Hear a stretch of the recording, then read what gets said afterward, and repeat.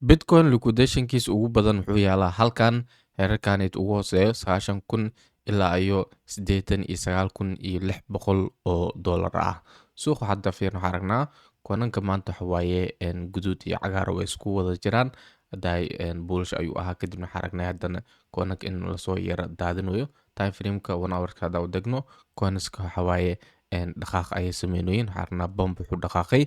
4.6%. Sidoo kalena hype 2.4% ayuu ku dhaqaaqay. Time frameda oo yariiska ah oo 1 hourska ah taa sidoo kale waxaan aragnaa in dhaqaaq uu sameeyey wuxuu gaaray 293 oo dollar ah. Wararka maanta waxaa ugu waaweynaa warbaahinta CNBC ayaa sheegtay in dowladda Mareykanka ay suuragal ay tahay in la wareegaan keydka Bitcoin-ka ee crypto ay haysato Venezuela. Venezuela waxay haystaa Bitcoin oo aad u fara badan ilaa 600,000 xabo oo coinka Bitcoin ah. Waxay ka badan tahay inta haysato Mareykanka. Isla dhegeysan codkaanayte. So there is a second order crypto effect here where since for going back a decade now, my reporting was back in 2017, because of spiraling inflation of the Bolivar, a lot of people had turned to cryptocurrencies, mining Ethereum and Bitcoin in their homes in order to just have a stable source of cash. But the other side of this is the fact that there are multiple reports that the government itself has been looking to evade sanctions by doing sales of oil in Tether, which they then move into Bitcoin. And so much of this market moves on sentiment. So even the promise that perhaps the U.S. government, when they came in, might seize these assets, hold on to it, that's a bull case for Bitcoin if you have a stockpile such as that that isn't being liquidated. All right, very interesting stuff.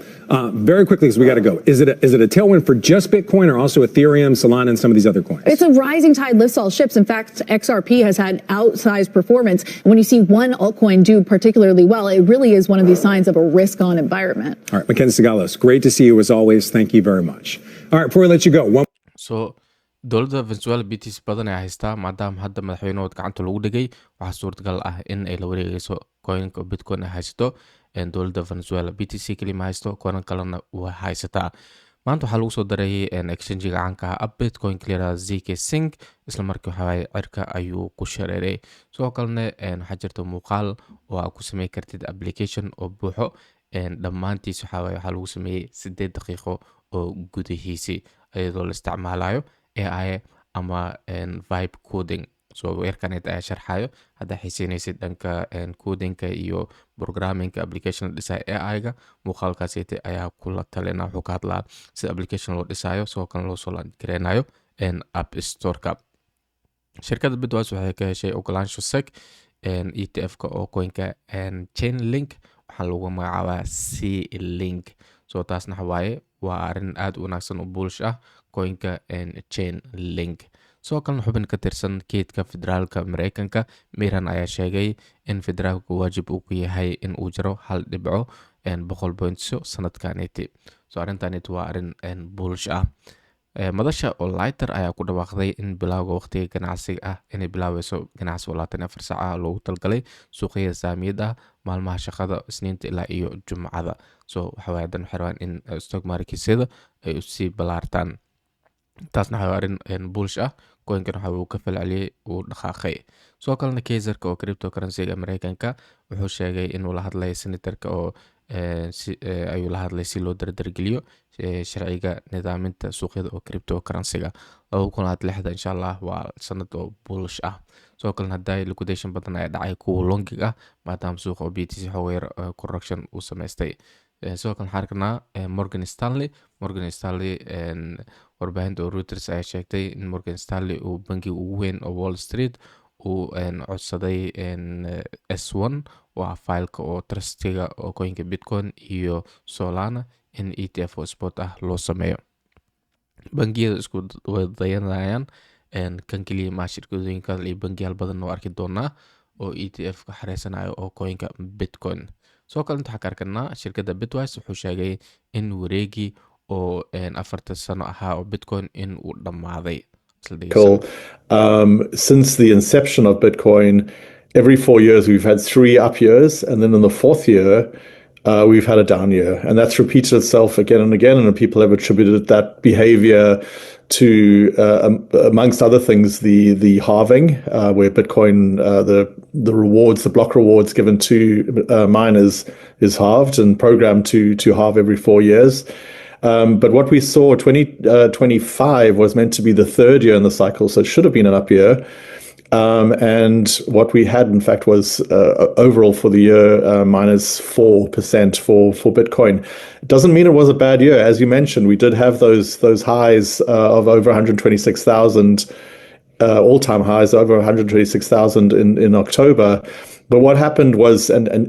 Jordi Visser called this the Bitcoin silent IPO, is that a lot of the early holders, on reaching these new all-time highs, decided to take profits and sold into those all-time highs, and actually that brought the price down significantly from which levels it didn't actually recover. It has, as you mentioned, this year so far, 2026, Bitcoin has risen 7%, and we actually we were expecting good things in 2026. Yes. wuxuu dhahay 2026 arrimo positive ah ayaan filaysan karnaa 2025 cycle-ka cryptocurrency-ga sanooyinka lasoo dhaafay dhan waxa waaye 4 sano ayuu shaqeynayay in Bitcoin halfeen ka dhaco kadibna waxa waaye wixii minerska helayeen si yaraato suuqa waxa dhaqaaq uu sameeyo hadan cycle-ki ayaa wareegsanayay laakiin hadda 2025 waxa dhacday oo dhahay in dadkii oo BTC markiisa ugu horeeyay oo qiimo jaban ku soo iibsaday dadka aseetay ayaa suuqa keenay oo iska sell gareeyay soo taas ayaa sababtay u dhahay laakiin 2026 waa bullish soo kalena Walmart ayaa bilowday ganacsiga Bitcoin iyo Ethereum iyadoo u maraysa appkeed oo la yiraahdo 1bit taasoo u ogolaanayso millions of macaamiil ah in ay u bedelaan cryptocurrency-ga iibsiga oo maalinlaha ah oo waxay u iibsan karaan soo kan waxa la daawacay lacag gaarayso $500 milyan ah lacagta stablecoin-ka USDC Solana ayaa gaartay 11.7 trilyan ah muga ganacsi ama volume-ka wareejinta stablecoin-sida inta lagu jiray 2025 shirkadda ARK Investment ayaa iibsatay $36 milyan ah coin-ka Bitcoin soo kalena asla dhaysan wasiirka oo Luxembourg wuxuu dhahay also we have to embrace it, we have to understand it, but we have also to use this tool because it will be the future of finance. Is Luxembourg ready for a world where Bitcoin plays a bigger role in finance? Yes, we believe in it because we are at the forefront of finance, insurance and reinsurance, and we would also like to be at the forefront of digital finance. We have already a legal framework which fits all the needs for digital assets, digital finance, tokenization, blockchain, and so on, and we would like to become a world leader in that area. What made you embrace Bitcoin? What was your moment of realization? I see that it's the future of finance. kaasna wuxuu ahaa wasiirka oo maaliyadeed oo dalka Luxembourg waa dal yar oo daris la ah Belgium soo kale waxaan ragnaa wuxuu dhahay in Bitcoin uu yahay mustaqbalka nidaamka oo maaliyadeed wuxuuna raaciyay waxaan rabnaa inaan noqono hogaamiyaasha adduunka ee dhinacan soo wuxuu rabaa inuu hogaamiyo dhanka crypto blockchain tokenization iyo wixii la halmaalo so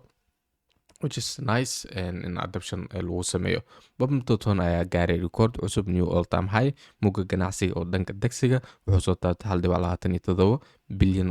waa meesha ugu sare abad uu gaaro volume intensity la-eg soo kale Bitmax oo exchange caanka ah waxay dooratay Chainlink data streams ay u taageerto equity barbkeeda oo cusub so nidaam cusub ay kusoo dursaa barbigeed oo equity ah waxayna dooratay Chainlink Oracle-kiisi dhanka data streaming-ka soo kalena saamida stock ETF-yada iyo suuqyada kale ayaa loo adeegsan doonaa soo kalena MSCI waxay go'aamisay in laga saari doonin shirkadooyinka Bitcoin iyo cryptocurrency-ga ay ku jiro indexyadeeda tanna guud way u fiican tahay lacagaha cryptocurrency iyo shirkadooyinka haysto coinka BTC lana maalmihi lasoo dhaafay waxaa lagu murmay in laga saarayo meeshaanid madashaanid MSCI-ga so hadda waxaa arrin u fiican soo kalena iska ilaali dadka tuugada ah linkiga telegramka kusoo biir saaniisooda u heshid soo kalena aniga luuq kuma soo galaya lacagkiisoo daran kuma dhahay iska ilaali dadka tuugada ah magacay ku qaraabto linkiyada rasmiga halkaanid ayaa ka heli kartaa soo kalena Twitterka ku xirnaaw suuqa still looks good maanta xarna koran dhaqaaqnay sameeyeen correction yarna uu iska jiray dhanka liquidationka hadda halkan ay liquidation badan ay taalaa BTC waxa laga yaabaa in oo heer ahaan liquidationka hoos ay soo qaadi doonaa marka indhaha ku hayo BTC waxa correction ay sameysanaysaa dhanka fear and greed indexiga waxaan marnaa 42 oo cabsi yaraasi jirto shalay waa kasii cabsi badannahay maanta 44 ayuu ahaa shalay maantana waa 42 coinka Destra ayaa maanta trending ku jiro Asibaji Penguins previous Bitcoin Tensor Virtual Lighter iyo coinka Aster soo kale coinkaniti ayaa beerta loo diray waxaa kamid ah previous oo lasoo daadiyay adiga ilaa 47% CZ's Doc OG 51% ayuu dhaqaaqay iyo coinka Destra soo kale hadda fiirno dhanka smart money-ga smart money waxaa arkeenaa in ay aruursanayaan coinkaniti oo ay kamid tahay coinka sida midkaniti oo la yiraahdo let's wait okay coinka waxaa kamid ah coinka grass lacag ku soo still halkana smart money-ga inay still aruursanayaan Quest iyo LLDAB coinkaniti ayaa hadda lacagta ay ku socotaa iyo coinka Somali coinkaniti ayaa maanta la sameeyey wuxuuna dhaqaaqay 79% so smart money-ga waxay 3.46 kun oo dollar 3.6 kun oo dollar ah ay iibsadeen 3 kun wax la jiro marka signet coinka wuxuu ka mid yahay maanta dadka iibsanooyin market capkiisana waxa waaye 101 kun oo dollar ah marka waa iska meme coin ma aha official ah ay soo saartay dowladda Soomaaliya okay BTC xarnaanta ducfa ay dhacay hadda meeshaaniti BTC wuxuu isku dayay in uu sameeyo new old maxay cusub ama tii kale range-ganiti in uu ka baxo hadda fiirno BTC waxa waaye range ayuu ku jiray meeshaan waxa waaye range ayuu ku jiraa coinka BTC soo kale weegta ugu dheer halkan waaye shalay ayuu soo qaaday hadda fiirno waxaan arkarnaa week yar ayuu sameystay oo kan kor oo hadda kor uu sameysanay uu ka kormaray kadibna waxa soo galay sellers ayaa soo galay hadda fiirno dhankan waxaan arkarnaa sellers ayaa shalay isla markii soo galay kadibna waxaa dhacday in oo hadan virus ay ku soo laabtaan suuqa hadda fiirno aragnaa sell badan dhacay isla markii laakiin virus ka soo galay hadda still aragnaa sellers ay xoog controlayo laakiin shiftigu uu isbedeli karaa waxaa u badan tahay in 89 ilaa 90 kun oo dollar lagu soo laabanayo maanta hadda fiirno time frame-da yariiska aragnaa day marxoo correction ayaa la sameystay Bitcoin waxay ka soo daadatay halkan oo ahaa 94,750 waxaana la keenay ilaa meeshaan ugu hooseyso oo ah 91,320 marka correction waa dhacaya ayaa dhici kara meeshaaniti haasan liquidation-kan hoos la soo qaado dhankaniti meeshaan calaamadaysanayna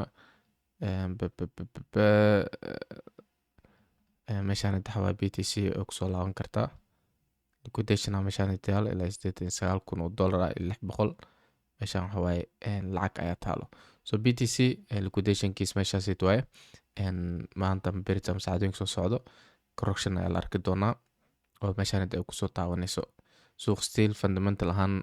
news soo caawinayo ma jirto oo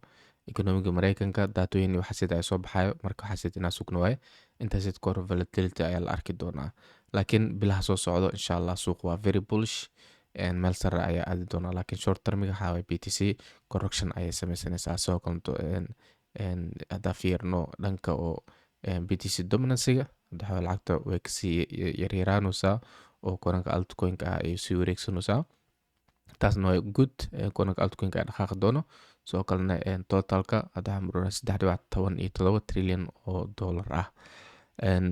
maalmooyinka soo socda insha Allah arki doonaa news soo bixi doono like subscribe si halba cusub uu ku soo gaaro wassalamu calaykum waraxmatullaahi wabarakaatuh